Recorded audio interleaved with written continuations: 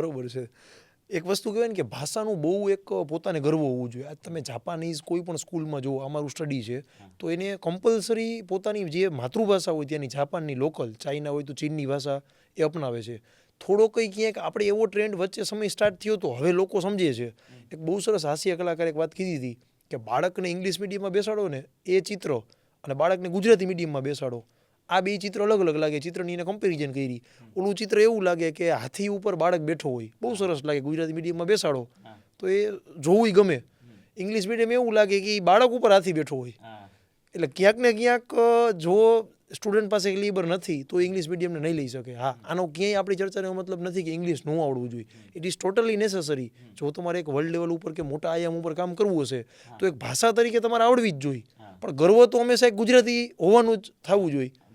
મેં તમને ક્યારેય લાઈવ નથી સાંભળ્યા પણ તમારા ઘણા બધા વિડીયો જોયા. એક વાત મને બહુ સરસમાંથી ગમી કે તમે બહુ સરસ પોતાની જે કાઠિયાવાડી લેંગ્વેજ છે આપણી, જે આપણી માતૃભાષા છે, એને બહુ પ્રાધાન્ય આપો છો, ઇમ્પોર્ટન્સ આપો છો.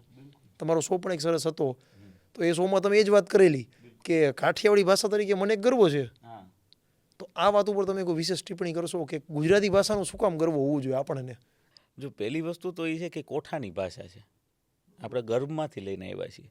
એટલે આપણે ગુજરાતી ઓલી ચીપી ચીપીનું ગુજરાતી બોલે, જે આપણે માનો કે હું કે આપણે સારી જગ્યા ઉપર ગયા હોય તો કેમ છું, હવે એકચ્યુઅલી આવું બધું આપણે વાત કરીએ તો હવે એ તો ચીપી ચીપીને ગુજરાતી બોલે, એની બધા ઇંગ્લિશ બોલવું સારું જો આવડતું હોય પૂરેપૂરું. તો નથી આવડતું તો આપણે તો વર્તાઈ જવાના છીએ છેલ્લે કે આ ભાઈ છે મૂળ કુંડલાના, હું મારું ગામ સાવરકુંડલા, એમ હું ગમે એટલું ઇંગ્લિશ બોલું, હું ગમે એટલું હિન્દી બોલું, ગમે એમ આગળ જાઉં, કહેવાય તો હું એ જ, મારું ગામ તો વતન તો એ જ કહેવાય, પાણી તો અમારે નાવલીનું જ આવે. તો હવે એ છે તો એને શું કામ નથી ઉજાગર કરતા આપણે? એનાથી તો આપણે આવ્યા છીએ, ત્યાંથી તો આપણે રમ્યા છીએ, ધૂળમાં અલોટાય છીએ, એ ભાષાનો ઉપયોગ કર્યો છે આપણે. એ ભાષામાં મને મારા બાપુજીએ ઠપકો આપ્યો છે, મને ખીજાણા છે, મને કીધું છે, એને હું થોડું ભૂલી જાઉં, કારણ કે એ જ મારી તાકાત છે, એ જ મારી બધી ઓળખ છે. એટલે હું ગુજરાતી માતૃભાષાને તો હૃદયમાં રાખું, પણ મારી કાઠિયાવાડી જે ભાષા છે કે જેમાં આપણે રૂડા લાગી, મીઠા લાગી, જેવા છીએ એવા દેખાય.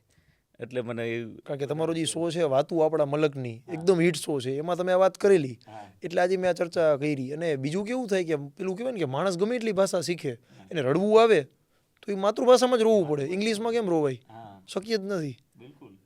એટલે તમે કીધું એમ છેલ્લે તો એક વ્યક્તિ બહાર આવે છે. અને બીજું કેવું થતું હોય, આપણને એને નાનું લાગતું હોય કેટલી વાર. તમે જેમ વાત કરી કે ભાઈ હું સાવરકુંડલાને જ આગળ ન કરું, એને જ મહત્વ ન આપું, તો કેટલી વાર એવું લાગતું હોય કે હું જે પ્રાંતમાંથી બિલોંગ કરું છું એ પ્રાંત મને નાનો લાગતો હોય, એની વિશેષતા મને ન લાગતી હોય, એટલે હું બીજાથી આકર્ષિત થાઉં કે ના આ ફલાણું સરસ છે, આ સારું છે, હું એને અપનાવું. પણ હકીકતમાં જ્યારે અંદર ડીપ ડાઇવિંગ કરું ત્યારે ધ્યાનમાં આવે કે ના આપણું છે એ વિશેષ જ છે. વિશેષ. અને મને તો તમે વાત કરી ને, હવે ઘણા બધા કલાકારો આઉટ ઓફ ઇન્ડિયા જાય ને, મને કોઈનો કંઈ વિરોધ નથી, આ તો ખાલી એક રમત માટેની વાત. હા બરોબર, તમારા વિચાર રજૂ કરો. તો તમે હું ઘણા બધા કન્ટ્રીઝ ફર્યો છું, એટલે ત્યાં હું જોઉં એટલે બધા એમ કે જો અહીં કેવી સરસ બધી વ્યવસ્થા છે, જોઈ કે અમેરિકામાં જાય કે આઉટ ઓફ ઇન્ડિયા કોઈ પણ કન્ટ્રીમાં જાય, જો અહીંયા લોકો આમ આવે, આવું આપણા ભારતમાં હોવું જોઈએ, એમ ત્યાંથી શીખ લઈને આવે.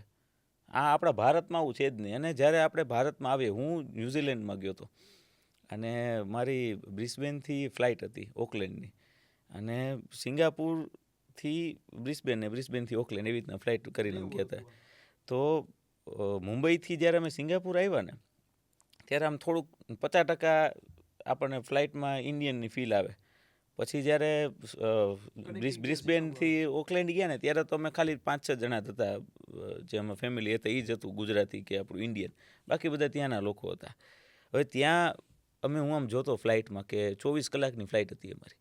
24 કલાકની ફ્લાઇટમાં એ ત્યાંના જે નાગરિક હોય, જે આઉટ ઓફ ઇન્ડિયાના છે, એ બધા એક ઓલું બર્ગર કે એમ જોઈને એક સતત સ્ક્રીનની સામે આમનામ બેઠા રહ્યા 24 કલાક સુધી. હું સુઈ જાઉં, હું આમ આડો થાવ ને ઊભો થાવ ને હાયલા રાખું પ્લેનમાં. અને મેં કીધું આ લોકોમાં સંવેદના નથી જે આપણામાં છે. આપણે ઘરે મમ્મીનો ફોન આવે, જમી લીધું બેટા, તે આમ કરી લીધું, આપણે કોઈનો ઠપકો આવે, કંઈ ચિંતા થતી હોય, શું કરવા છે, શું કરે છે, આ કોઈને બધા પોતપોતાની લાઈફમાં બિઝી હોય. અને પછી એને સિસ્ટમમાં ન આવવું પડે કેમ આ લઈ? એને તો એની હાટું સિસ્ટમ, અને એ સિસ્ટમ ફોલો કરે જ.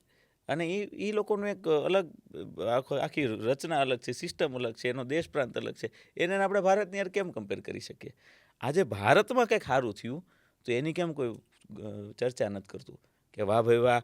હું તો હજી કહું કે ભાઈ રોડ રસ્તા બધા ખાડા ખબડાવાળા હજી છે જ ભારતમાં છે, ગુજરાતમાં પુષ્કળ પ્રમાણમાં છે, પણ હું જે રોડ ઉપર હાલતો હતો આજથી 5 વર્ષ પહેલાં, એ રોડ આજે એવો નથી.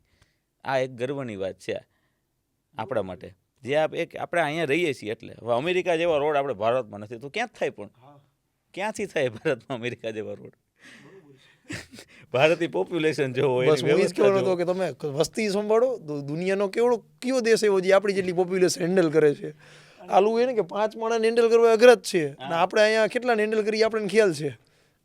સાચી વાત છે. અને બીજું, ગુજરાતી જે માણસ છે ને થોડોક મદદગાર અને આમ જાણવાની ઉત્સુકતાવાળો. ફ્લાઇટમાં તમે જુઓ, આપણે બહુ બને ત્યાં સુધી સખણા નહીં બેસી, બાજુવાળાને પૂછશી ભાઈ શું કરો આ તે, એ 12 કલાકમાં કોઈને બોલાવે નહીં.